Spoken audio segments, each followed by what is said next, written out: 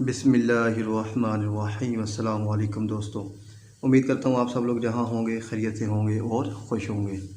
दोस्तों, आज जो मैं आपके लिए टॉपिक लेकर आया हूँ वो है हमारे पास प्लिंथ बीम के प्लिंथ बीम जो है हमारे पास वो क्या होता है, और प्लिंथ बीम की जो BBS है यानी बार बेंडिंग शेड्यूल और BOQ यानी बिल ऑफ क्वांटिटी वो हम किस तरह कैलकुलेट करते हैं। तो आज इस वीडियो में हमने ये दोनों चीज़ें देखनी हैं। तो दोस्तों, ये हमारे पास सामने प्लिंथ बीम है। तो प्लिंथ बीम का दोस्तों मकसद क्या होता है और ये हम इम्प्लीमेंट कहाँ करते हैं। तो ये हम लोग DPC की जगह जो है ये हम लोग प्लिंथ बीम प्रोवाइड करते हैं। तो इससे एक क्या है कि हमारी जो बिल्डिंग है वो और ज़्यादा मजबूत हो जाती है। और इसका एक और मकसद क्या होता है कि हमारे पास जो पार्टीशन वाल्स होती हैं तो वहाँ बाद औक़ात हम लोग जो है वो फुटिंग जो है वो प्रोवाइड कर देते हैं, और बैक फिलिंग के बाद जो है हम ये जो है प्लिंथ बीम ये प्रोवाइड करते हैं। तो हमारे पास दोस्तों ये प्लिंथ बीम है। अगर आप इसको देखें तो अगर बॉटम से मैं इसको शुरू करूं तो सबसे पहले हमारे पास PCC है। PCC 1:4:8 की है, यानी प्लेन सीमर कंक्रीट जो हमने PCC की है वो उसकी जो रेशो रखनी है, जो ग्रेड ऑफ कंक्रीट है वो हमारे पास 1:4:8 है। और जो प्लिंथ बीम की डायमेंशन है, जो इसकी हाइट है वो हमारे पास 4 इंच है, और इसकी जो लेंथ है अगर वो आप देखें तो 9 inch plus 4 inch plus 4 inch है। तो अब मेरे पास ये जो प्लिंथ, अब ये तो PCC आ गई। तो अब ये जो हमारे पास बीम है, अगर आप बीम को देखें तो 1 2 3 बार बॉटम पे हैं और 3 बार ही मेरे पास टॉप पे हैं। और जो ग्रेड ऑफ स्टील है वो हमने 4 यानी #4 यानी 4 सूत्र का हमने प्रोवाइड करना है। और ये जो आप ये जो रिंग्स देख रहे हैं, ये जो स्टेरअप्स है, तो ये हमने #3 @ 6 inch centre to centre provide करनी है। और बीम की अब जो डायमेंशन है वो हमारे पास क्या है, तो जो बीम की हमारे पास आप कह लें कि जो हाइट है वो हमारे पास 1 फीट है, और जो इसकी विड्थ है हमारे पास वो हमारे पास 9 इंच है। अब अच्छा, जो PCC होती है ये दोनों साइडों पे हम 4 इंच यानी अगर आम अल्फाज में अगर मैं कहूँ तो 100 mm एक्स्ट्रा करते हैं। क्यों? तो ये इसलिए एक्स्ट्रा होती है कि हमारे पास जो फार्म वो वर्क होता है, जो शटरिंग होती है वो आसानी से जो है इम्प्लीमेंट हो जाए, और जो बीम है उसकी जो कास्टिंग है वो डिस्टर्ब ना हो। तो अब इस बीम का हम BBS और BOQ बनाते हैं। तो दोस्तों, अभी जो ड्राइंग में हमने प्लिंथ बीम की डायमेंशंस देखी हैं तो उनको देखते हुए हम प्लिंथ बीम का BBS और BOQ बनाते हैं। तो लेंथ ऑफ प्लिंथ बीम ये मैंने सपोज किया कि मेरे पास 53 फिट है, और विड्थ ऑफ प्लिंथ बीम हमारे पास 9 इंच थी जो कि हमारे पास 0.75 फिट के इक्वल होती है। और हाइट ऑफ प्लिंथ बीम जो है हमारे पास वो 1 फिट है। और नंबर ऑफ बार्स, तो नंबर ऑफ बार टोटल 6 थी है, 4 सूत्र की, 3 टॉप बार थी और 3 बॉटम बार थी। और जो हमने प्रोवाइड करने था बीम स्टेरअप्स वो #3 @ 6 इंच सेंटर टू सेंटर हमने प्रोवाइड करना था। तो दोस्तों, सबसे पहले हम जो है हमारे पास PCC इसकी जो है कैलकुलेशन करते हैं। तो PCC की जो ग्रेड है हमारे पास वो क्या है, 1:4:8 है। और लेंथ जो है PCC की भी इतनी ही आएगी, 53 फिट होगी। और विड्थ, अब विड्थ जो है प्लिंथ जो PCC की वो आपने देखा था कि 4 इंच प्लस 9 प्लस 4, तो टोटल हमारे पास ये 17 इंच प्लिंथ बीम की हमारे पास जो है विड्थ वो बनती है, जो कि हमारे पास 1.42 फिट के इक्वल होती है। और हाइट प्लिंथ बीम की हमारे पास क्या थी, 4 इंच थी, जो हमारे पास 0.33 फिट के इक्वल है। तो अब दोस्तों, सबसे पहले हमारे पास ये जो PCC है की जो रेशोज़ हैं हम इनका सम फाइंड कर लेते हैं। तो 1 + 4 + 8 तो इक्वल टू हमारे पास 13 आ गया है। और वॉल्यूम, अब इसका जो है वॉल्यूम वो हमारे पास क्या आएगा, तो 53 लेंथ हो गई, मल्टीप्लाई हमारे पास की जो विड्थ है 1.42, मल्टीप्लाई इसकी जो हाइट है 0.33। तो मैंने इन तीनों को जब आपस में मल्टीप्लाई किया तो मेरे पास ये वॉल्यूम क्या आ गया, 24.84 CFT मेरे पास इसका वॉल्यूम आ गया है। तो अब फर्दर आगे मूव करते हैं और देखते हैं कि अब इसका जो है हम क्या फ़ाइंड करते हैं। तो अब जो है दोस्तों हम इसका फ़ाइंड करते हैं मटेरियल। तो मटेरियल में दोस्तों हमारे पास सैंड होती है, सीमेंट होती है और क्रश होती है। तो मटेरियल में हमारे पास एक और चीज़ भी होती है, स्टील। तो पीसीसी में हमारे पास स्टील नहीं होता। तो अब ये जो है कि हमें इसकी सैंड, सीमेंट और क्रश जो है वो फाइंड करनी है। तो पीसीसी है तो सबसे पहले हम फाइंड करते हैं सीमेंट। तो अब ये जो सीमेंट है इसकी फार्मूला क्या होता है, रेशियो डिवाइडेड सम मल्टीप्लाई लेंथ नहीं बल्कि हमारे पास मल्टीप्लाई वॉल्यूम होता है, VOLUME वॉल्यूम होता है। अच्छा, कुछ लोग यहाँ पर या हम इसको 24.84 का जो है इसके अंदर एक्स्ट्रा भी हम ऐड करते हैं, जो कि हमारे पास होता है 1.54, जिसके अंदर हमारे पास बकलिंग ऑफ सैंड भी आ जाती है और जो भी वेस्टेज होती है वो भी आ जाती है। तो पीसीसी की जब मैं कैलकुलेशन करता हूँ तो मैं इसमें ये चीज़ ऐड नहीं करता। तो अच्छा, पीसीसी अब सीमेंट फाइंड करना है तो सीमेंट की क्या होता है, रेशियो डिवाइडेड सम मल्टीप्लाई वॉल्यूम। अब दोस्तों रेशियो से मुराद क्या है कि मेरे पास ये जो पीसीसी की रेशो है 1:4:8, तो 1 जो रेशो है ये शो करती है सीमेंट को, सेकंड जो होती है ये सैंड को, और जो थर्ड होती है ये हमें शो करती है क्रश को। तो अब सीमेंट की रेशो क्या है, 1 है। तो 1 डिवाइडेड सम हमने कैलकुलेट किया था, हमारे पास था 13 फीट मल्टीप्लाई वॉल्यूम कितना था 24.84। तो मैंने जब इसकी कैलकुलेशन की तो मेरे पास ये क्या आ गया 1.91 CFT। अब जो सीमेंट है वो हमारे पास CFT में तो हम जो है साइड पे नहीं मंगवाते, तो उसके लिए हमें याद होना चाहिए कि हमारे पास 1 बैग सीमेंट का जो वॉल्यूम होता है वो कितना होता है 1.25 CFT। अब नंबर ऑफ बैग्स कैलकुलेट करने के लिए जो मेरे पास से सीमेंट का जो आया था वॉल्यूम वो कितना था 1.91, तो इसको मैं डिवाइड कर दूंगा 1.25 पे, तो CFT कैंसिल हो जाएगा और मेरे पास नंबर ऑफ बैग आ जाएंगे 1.53, और ये अप्रोक्सीमेटली मेरे पास 2 बैग्स मुझे रिक्वायर्ड हैं इस पीसीसी के लिए। तो अब जो नेक्स्ट है वो कैलकुलेट करते हैं और देखते हैं कि नेक्स्ट क्या है दोस्तों हमारे पास। तो नेक्स्ट है दोस्तों हमारे पास अब इसका जो है सैंड। तो सैंड के लिए भी फार्मूला वही होता है, रेशियो डिवाइडेड सम मल्टीप्लाई वॉल्यूम। तो अब रेशियो सैंड की कितनी थी हमारे पास, रेशियो सैंड की अगर आप गौर से देखें तो मेरे पास थी 4, तो 4 डिवाइडेड सम 13 था मल्टीप्लाई वॉल्यूम, तो वॉल्यूम कितना था 24.84। तो जब मैंने इनकी कैलकुलेशन की तो मुझे जो सैंड रिक्वायर्ड है वो कितनी है 7.52 CFT रिक्वायर्ड है। तो थर्ड चीज़ क्या होती है हमारे पास, क्रश होती है। तो क्रश का भी फार्मूला वही होता है, रेशियो डिवाइडेड सम मल्टीप्लाई वॉल्यूम। तो मैंने जब इनकी कैलकुलेशन की तो 8 को 24.84 से मल्टीप्लाई किया और जो आंसर आया उसे 13 पे डिवाइड किया तो मुझे 15.29 CFT जो है क्रश वो रिक्वायर्ड है। तो अब नेक्स्ट जो है दोस्तों हमारे पास प्लिंथ बीम। तो प्लिंथ बीम जो है अब इसकी कैलकुलेशन कर लेते हैं। तो प्लिंथ बीम की जो लेंथ थी हमारे पास कितनी थी 53 फीट मल्टीप्लाई जो उसकी विड्थ थी 0.75 फीट और जो हाइट क्या थी 1। तो मैंने तीनों को मल्टीप्लाई किया और मेरे पास क्या आ गया 39.75 CFT आ गया। और दोस्तों ये हमारे पास ये जो वॉल्यूम होता है ये होता है ड्राई वॉल्यूम।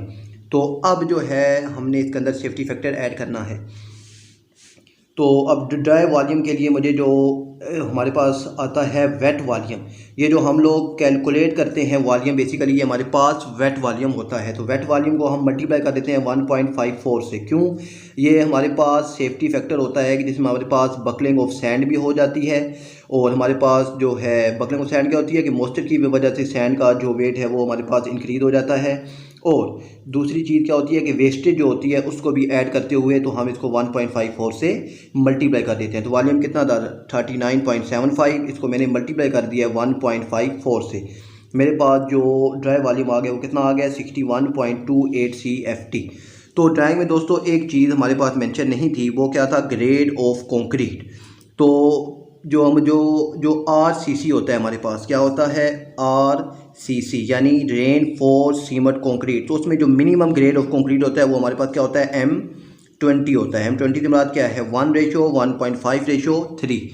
तो इसकी जो सम है वो हमारे पास क्या आ जाएगा 1 + 1.5 + 3 हमारे पास 5.5 आ गया है। तो दोस्तों सबसे पहले जो है सीमेंट वो कैलकुलेट कर लेते हैं। तो फार्मूला वही है हमारे पास, रेशियो डिवाइडेड सम मल्टीप्लाई वॉल्यूम। तो अब मेरे पास जो है सीमेंट की रेशियो वो कितनी है 1 है डिवाइडेड सम 5.5 मल्टीप्लाई वॉल्यूम। अब वॉल्यूम कौन सा यूज़ होगा, ड्राई वॉल्यूम यूज़ होगा यानी 65.22। तो मैंने जब इनकी कैलकुलेशन की तो मेरे पास आ गया 11.13 CFT। तो अब मेरे पास ये जो वॉल्यूम आ गया है 11.13 CFT। तो अब 1 सीमेंट बैग का जो वॉल्यूम होता है वो कितना होता है 1.25 CFT। तो मैंने ये जो वॉल्यूम था 11.13 इसको डिवाइड कर दिया 1.25 CFT पे, तो मेरे पास 8.9 जो अप्रोक्सीमेटली 9 बैग्स के इक्वल है, यानी मुझे 9 बैग्स रिक्वायर्ड हैं इस प्लिंथ बीम की कॉस्टिंग के लिए सीमेंट के। अब नेक्स्ट क्या है, सैंड है, तो फार्मूला वही होता है रेशो डिवाइडेड सम मल्टीप्लाई वॉल्यूम। तो रेशो कितनी थी 1.5 रेशो है, इसको डिवाइड कर दिया मैंने 5.5 पेज और मल्टीप्लाई कर दिया 61.22 पे। तो मेरे पास जो आंसर आ गया वो 16.70 CFT मुझे सैंड रिक्वायर्ड है। अब जो है क्रश, तो क्रश के लिए भी फार्मूला वही है रेशो डिवाइडेड सम मल्टीप्लाई 100। तो जब मैंने इनको मल्टीप्लाई किया तो मेरे पास जो मुझे क्रश रिक्वायर्ड है स्प्लिट बीम के लिए वो कितनी है 33.39 CFT मुझे जो है क्रश वो रिक्वायर्ड है। अब जो मेन चीज़ है दोस्तों वो क्या है, स्टील कैलकुलेशन। तो अब मेरे पास दोस्तों जो स्टैंडर्ड लेंथ ऑफ बार होती है वो हमारे पास 40 फीट होती है। अब मुझे जो रिक्वायर्ड लेंथ ऑफ 1 बार मुझे जो रिक्वायर्ड है वो कितनी है 53 फीट है। इसका मतलब क्या है कि अब मुझे इसके अंदर अब मुझे लैब भी प्रोवाइड करना है और लैब के साथ साथ मुझे डेवलपमेंट लेंथ भी प्रोवाइड करनी है। तो मुझे अब लैब भी कैलकुलेट करना पड़ेगा और डेवलपमेंट लेंथ भी कैलकुलेट करनी पड़ेगी। तो दोस्तों हमारे पास जो होता है लैब लेंथ हम जो बीम के लिए होती है हमारे पास वो 60D होती है। डी से मुराद क्या है दोस्तों, डाया ऑफ बार। तो डाया ऑफ बार हम कितने सूत्र की यूज़ कर रहे हैं, 4 सूत्र की यूज़ कर रहे हैं। तो 60 को मैंने 4 से मल्टीप्लाई कर देना है तो हमारे पास लैब लेंथ कैलकुलेट होकर आ जाएगी। लैब लेंथ बेसिकली 2 बार्स को जो है इक्वली एक बार की जो स्ट्रेसेस हैं वो दूसरी बार में ट्रांसफ़र करने के लिए हम लैब को जो है वो प्रोवाइड करते हैं। तो अब 60 को जब मैंने 4 से मल्टीप्लाई किया तो ये 240 सूत्र आ गया, यानी 240 सूत्र। अब तो हमें मालूम है कि 1 इंच में हमारे पास 8 सूत्र होते हैं और 1 फिट में हमारे पास 12 इंच होते हैं। तो मैंने 240 को डिवाइड कर दिया है 8 पे, तो मेरे पास ये 30 इंच आ गया है। तो अब 30 इंच को जब मैंने 12 पे डिवाइड किया तो ये मेरे पास 2.5 फिट आ गया, यानी अब जो लैब की लेंथ है वो 2.5 फिट मुझे रिक्वायर्ड है। तो यहाँ पर जब स्टील कैलकुलेशन हो रही होती है तो यहाँ पर बाद वक़्त हम मिस्टेक कर देते हैं, तो हमारे पास जो स्टील की रिक्वायरमेंट होती है वो हमारे पास साइड पे कम आ जाता है। तो अब नेक्स्ट चीज़ क्या है, डेवलपमेंट लेंथ। तो दोस्तों डेवलपमेंट लेंथ क्या होती है कि ये जो है अब जो स्ट्रेसेस होती हैं उनको ट्रांसफ़र कर देते हैं किस पे, कंक्रीट में। तो यहाँ पर जो एज होता है जो कॉलम होता है, तो ये बेसिकली दोस्तों मेरे पास कॉलम है और ये मेरे पास क्या है, बीम है। तो अब कॉलम बीम से कंक्रीट में जब स्ट्रेसेस ट्रांसफ़र होती हैं तो हम इसके लिए हम एक डेवलपमेंट लेंथ प्रोवाइड करते हैं। तो यहाँ से लेकर यहाँ तक यानी एक्स्ट्रा लेंथ हम लोग प्रोवाइड करते हैं। तो बीम के लिए जो डेवलपमेंट लेंथ का फार्मूला होता है वो क्या होता है 41D, यानी 41 सेफ्टी फैक्टर होता है यानी डेवलपमेंट लेंथ, और डी से मुराद क्या होता है डाया ऑफ बार, यानी जितना डाया ऑफ बार ज़्यादा होगा उतनी डेवलपमेंट लेंथ ज़्यादा होगी।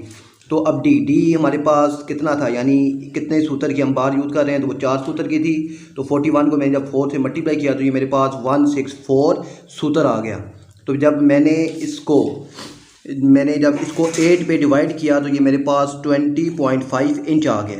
क्यों कि 1 इंच में हमारे पास 8 सूत्र होते हैं, तो 8 पे डिवाइड किया तो 25 इंच आ गया। और मैंने जब इसको 12 पे डिवाइड किया तो मेरे पास 1.70 फिट आ गया, यानी इतना मुझे अब डेवलपमेंट लेंथ प्रोवाइड करनी है।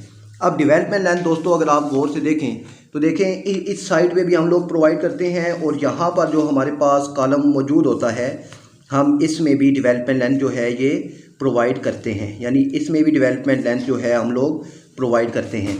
तो अब जितनी मेरे पास डेवलपमेंट लेंथ आ गई तो ये मैंने दोनों साइडों पे प्रोवाइड करनी है। तो 1.70 को मैं 2 से मल्टीप्लाई कर दूंगा तो मेरे पास ये 3.4 फिट आ जाएगी। तो अब रिक्वायर्ड लेंथ अब मेरे पास कितनी है, तो 53 प्लस 2.5 ये मेरे पास लैब है, और अब मेरे पास प्लस 3.4। अब 3.4 क्या है, मेरे पास ये डेवलपमेंट लेंथ है। तो मेरे पास 58.9 यानी कि अप्रोक्सीमेटली 59 फिट मुझे अब जो है स्टील की एक बार, अच्छा ये हम एक बार कैलकुलेट कर रहे हैं। जब एक बार कैलकुलेट हो जाए तो हम इसे टोटल बार से मल्टीप्लाई कर देंगे तो हमारे पास टोटल स्टील आ जाएगा। तो टॉप बार्स रिक्वायर्ड मुझे कितनी है, तो अब यानी टोटल बार मुझे कितनी रिक्वायर्ड है 40 फिट की। तो अब 59 को आपने 6 से मल्टीप्लाई कर दिया तो मेरे पास कितना आ गया 354 फिट आ गया। तो 354 को जब मैंने 40 पे डिवाइड किया, क्यों मेरे पास एक जो लेंथ है वो 40 फिट की होती है, तो मेरे पास 8.85 बार्स आ गई, यानी अप्रोक्सीमेटली 9 बार्स 40 फिट की मैंने साइड पे मंगवानी है स्टील की कॉस्टिंग के लिए। तो अब ये जो है अब स्टील की जो स्टीरअप्स हैं हम उनको कैलकुलेट करते हैं और उनको देख लेते हैं कि वो हमारे पास क्या आती हैं। तो दोस्तों अब जो हमारे पास होती हैं स्टीरअप्स, अगर आप उनको गौर तो स्टीरअप दोस्तों फाइंड करने का जो हमारे पास फार्मूला होता है वो क्या होता है, length divided centre to centre plus 1। तो लेंथ मेरे पास कितनी है 53 है, इसको डिवाइडेड कर दिया मैंने 0.50 पे, क्योंकि सेंटर टू सेंटर जो स्टीरअप्स हैं उनका जो डिस्टेंस था वो 6 इंच था, और 6 इंच को जब मैंने 12 पे डिवाइड किया तो मेरे पास 0.50 फिट आ गया। तो प्लस 1 तो मुझे 107 स्टिच जो हैं आप कह लें रिंग कह लें स्टीरअप्स कह लें मुझे रिक्वायर्ड हैं इस प्लिंथ बीम के लिए। अब दोस्तों हमारे पास जो आप अगर गौर से देखें तो हमारे पास जो स्टीरअप्स होती है वो कुछ इस किस्म की होती है। तो यहाँ पर भी मेरे पास बैंड होता है, यहाँ भी बैंड होता है, यहाँ भी बैंड होता है और यहाँ भी 2 बैंड होते हैं, टोटल 5 बैंड होते हैं। 3 बैंड 90 डिग्री के होते हैं, 3 बैंड 90 डिग्री के होते हैं और 2 बैंड हमारे पास 135 डिग्री के होते हैं। तो अब इनकी इस बीम की जो कटिंग लेंथ है, यानी इस स्टीरअप की जो कटिंग लेंथ है वो हम किस तरह का करते हैं, तो उसकी पहले से मैंने एक वीडियो बना दी है, तो आप वो काफ़ी डिटेल से मैंने वो वीडियो बनाई है, तो आप उस वीडियो को देख लें, क्योंकि वो एक काफ़ी लंबा जो है आप कह लें कि एक प्रोसेस है, तो वो उस वीडियो में कवर नहीं हो सकता, तो उसकी वीडियो मैंने पहले से बनाई हुई है, तो आप वो वीडियो लाजमी देख लें। अब जो कंक्लूजन है वो क्या है, हमारे पास मुझे जो सीमेंट रिक्वायर्ड है तो वो 2 बैग रिक्वायर्ड हैं पीसीसी के लिए और 9 बैग रिक्वायर्ड हैं बीम के लिए, तो टोटल 11 बैग्स रिक्वायर्ड हैं। सैंड 7.52 पीसीसी के लिए और 16.70 बीम के लिए, तो टोटल 24.22 यानी 22 CFT रिक्वायर्ड है। और क्रश 15.29 पीसीसी के लिए और 33.39 मुझे जो रिक्वायर्ड है वो बीम के लिए, तो टोटल 48.68 CFT रिक्वायर्ड है। अब स्टील मुझे 4 सूत्र का कितना रिक्वायर्ड है, 9 बार्स रिक्वायर्ड हैं 40 फिट की। और स्टीरअप के लिए मुझे कितना स्टील रिक्वायर्ड है, यानी 3 सूत्र का कितना स्टील रिक्वायर्ड है, तो उसके लिए जो है वीडियो वो आप लाजमी देख लें, तो आपको ये सारा कुछ जो है वो क्लियर हो जाएगा। तो दोस्तों उम्मीद करता हूँ मेरी ये वीडियो भी आपको पसंद आई होगी। तो मिलते हैं नेक्स्ट वीडियो में, तब तक के लिए अल्लाह हाफिज़।